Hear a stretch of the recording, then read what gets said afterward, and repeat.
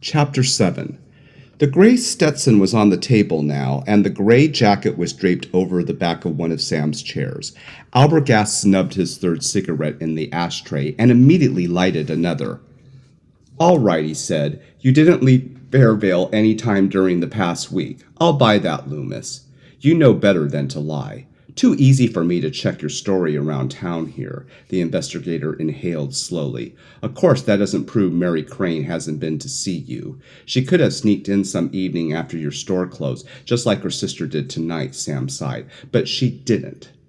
Look, you heard what Lilith here just told you. I haven't even heard from Mary for weeks. I wrote her a letter last Friday, the very day she's supposed to have disappeared. Why should I do a thing like that if I knew she was going to come here? To cover up, of course? Very smart move." Albergast exhaled savagely. Sam rubbed the back of his neck. "I'm not that smart. Not that smart at all. I didn't know about the money, the way you've explained it. Not even Mr. Lowry knew in advance that somebody was going to bring him $40,000 in cash on Friday afternoon. Certainly Mary didn't know. How could we possibly plan anything together? She could have phoned you from a pay station after she took the money on Friday night and told you to write her." "Well, check with the phone company here," Sam answered wearily. "You'll find I haven't had any long-distance calls for a month." Albergast nodded. "So she didn't call you?" "She drove straight up, told you what had happened, and made a date to meet you later, after things cooled down." Lila bit her lip. "My sister's not a criminal. You don't have any right to talk about her that way. You have no real proof that she even took the money. Maybe Mr. Lowry took it himself. Maybe he cooked up the whole story just to cover up." "Sorry," Albergast murmured. "I know how you feel, but you can make him your patsy unless the thief is found, tried, and convicted. Our company doesn't pay off, and Lowry is out of the 40 grand, so he couldn't profit from any deal in any way. Besides, you're overlooking obvious facts. Mary Crane is missing. She had been missing ever since the afternoon she received that money. She didn't take it to the bank. She didn't hide it in the apartment, but it's gone. And her car is gone, and she's gone." Again, a cigarette died and was interred in the ashtray. "It all adds up," Lila began to sob softly. "No, it doesn't. You should have listened to me when I wanted to call the police. Instead, I let you and Mr. Lowry talk me out of it because you said you wanted to keep things quiet and maybe if we waited, Mary would decide to bring the money back. You wouldn't believe what I said, but I know now that I was right. Mary didn't take that money. Somebody must have kidnapped her, somebody who knew about it." Albergast shrugged, then rose wearily and walked over to the girl. He patted her shoulder. "Listen, Miss Crane, we went through this before, remember? Nobody else knew about the money. Your sister wasn't kidnapped. She went home and packed her bags, drove off in her own car, and she was alone. Didn't your landlady see her off? So be reasonable." "I am reasonable. You're the one who doesn't make sense. Following me up here to see Mr. Loomis?" The investigator shook his head. "What makes you think I followed you?" he asked quietly. "How else did you happen to know and come here tonight? You didn't know that Mary and Sam Loomis were engaged. Outside of me, no one knew. You didn't even know who Sam Loomis existed." Albergast shook his head. "I knew. Remember up at your apartment when I looked through your sister's desk?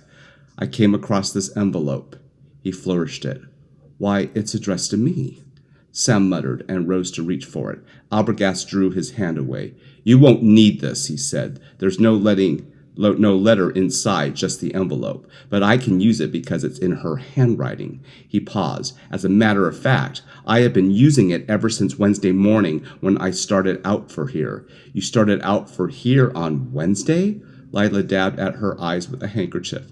"That's right. I wasn't following you. I was way ahead of you. The address on the envelope gave me a lead.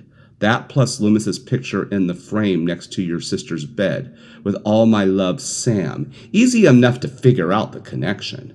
So I decided to put myself in your sister's place. I've just laid my hands on $40,000 in cash. I've got to get out of town fast. Where do I go? Canada, Mexico, the West Indies? too risky. Besides, I haven't had time to make long-range plans. My natural impulses would be to come straight to Loverboy here. Sam hit the kitchen table so hard that the cigarette butts jumped out of the ashtray. That's about enough, he said. You have no official right to make such accusations. So far, you haven't offered one word of proof to back up any of this. Albergast fumbled for another cigarette. You want proof, eh? What do you think I've been doing back there on the road ever since Wednesday morning? That's when I found the car. Wait, you found my sister's car? Lila was on her feet. Sure. I had a funny hunch that one of the first things she'd do would be to ditch it. So I called around town to all the dealers and all the used car lots, giving a description and the license number. Sure enough, it paid off. I found the place. Showed the guy my credentials and he talked. Talked fast, too. Guess he thought the car was hot. I didn't exactly contradict his notion either. Turned out that Mary Crane made a fast trade with him on Friday night, just before closing time. Took a hell of a beating on the deal, too, but I got all of the info on the title and full description of the heap she drove out with, heading north. So I headed north, too, but I couldn't go very fast. I was playing one hunch that she stick to the highway because she was coming here, probably driving straight through the first night. So I drove straight through for 8 hours. Then I spent a lot of time around Oklahoma City, checking motels along the highway and used car places on the road. I figured she might switch again, just to be on the safe side, but no dice. Thursday, I got up as far as Tulsa. Same routine, same results. It wasn't until this morning when the needle turned up in the haystack. Another lot, another dealer, just north of there. She made the second trade early last Saturday, took another shellacking, and ended up with a blue 1953 Plymouth with a bad front fender. He took a notebook from his pocket. It's all down here in black and white, he said. Title, dope, engine number, everything. Both dealers are having photostats made and sending them back to the home office for me. But that doesn't really matter now. What matters is that Mary Crane drove north out of Tulsa on the main highway last Saturday morning after switching cars twice in 16 hours.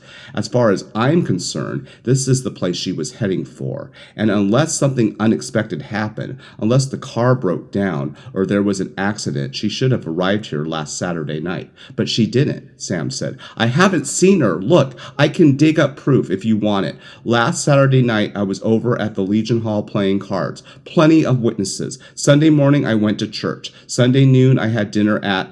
Albergast raised a hand wearily. Okay, I get the message. You didn't see her. So something must have happened.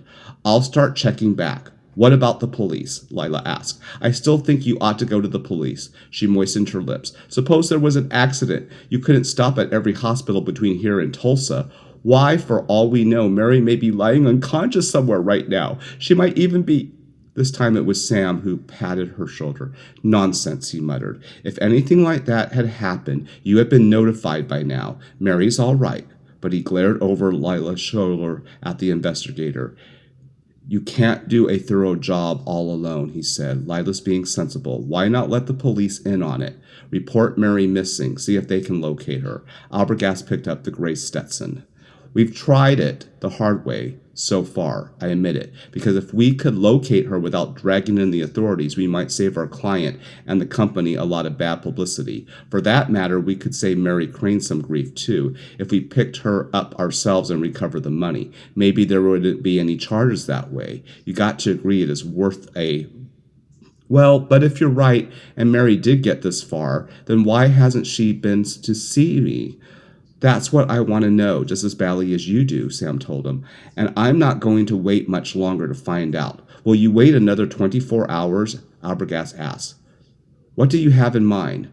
More checking, like I said. He raised his hand to forestall Sam's objection.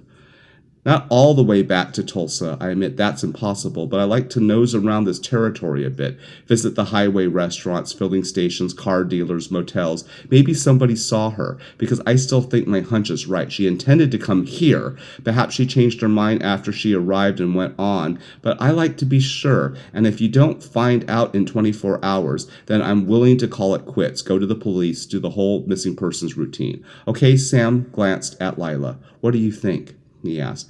I don't know. I'm so worried now. I can't think. She sighed.